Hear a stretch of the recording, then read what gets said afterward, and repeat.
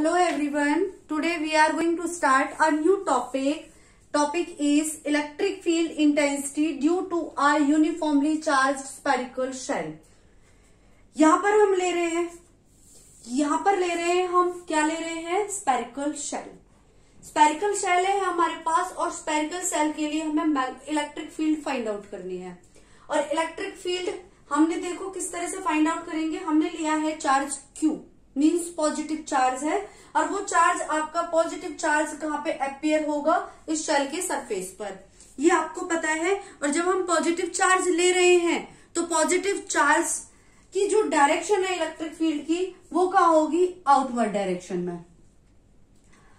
अब outward direction में होगी तो हम क्या कर रहे हैं? पहले एक बार पॉइंट लेंगे हम आउटसाइड, फिर लेंगे सरफेस पर और फिर लेंगे inside. Clear? Electric field find out करेंगे. तो यहाँ पर हमने कंसीडर किया एक गॉसियन सरफेस और गॉसियन सरफेस लिया हमने स्मॉल ds.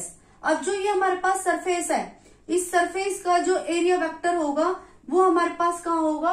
आउटसाइड होगा. कहां पर होगा? आउटसाइड. और इसका पोजीशन वेक्टर हमारे पास क्या आ गया? r. इस शेल की रेडियस क्या होगी हमारे पास? Capital R.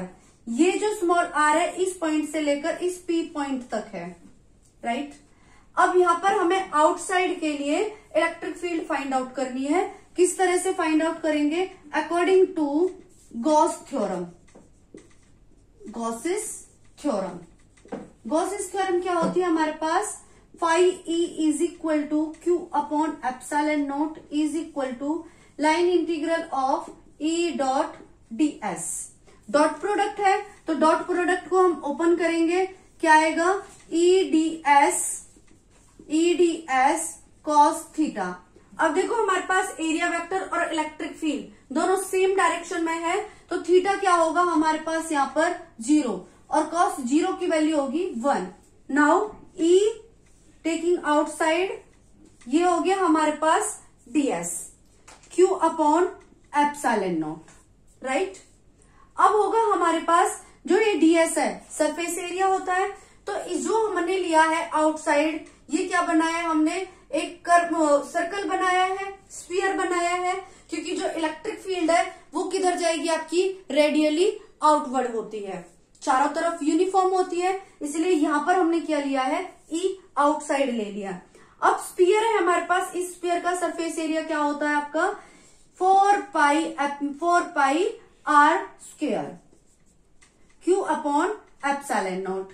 E find out करनी थी तो Q upon 4 pi epsilon naught r square. ये हमारे पास क्या आ गई? Electric field outside the shell. अब लेंगे हम P पॉइंट. कहां पर लें? इस शेल के सरफेस पे लें. यहाँ पे सेम गॉसियन सरफेस लेना पड़ेगा. स्मॉल सरफेस लिया ds.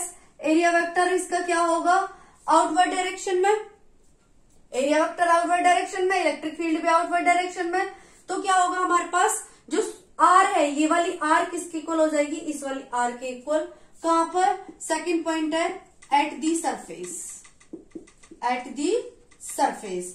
सरफेस के लिए R किसके इक्वल हो जाएगी? R के इक्वल.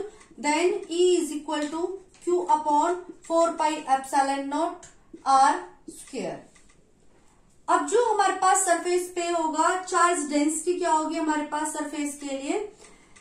सरफेस चार्ज डेंसिटी होगी. Surface charge density. Surface charge density को किससे डिनोट करते हैं हम? सिग्मा से.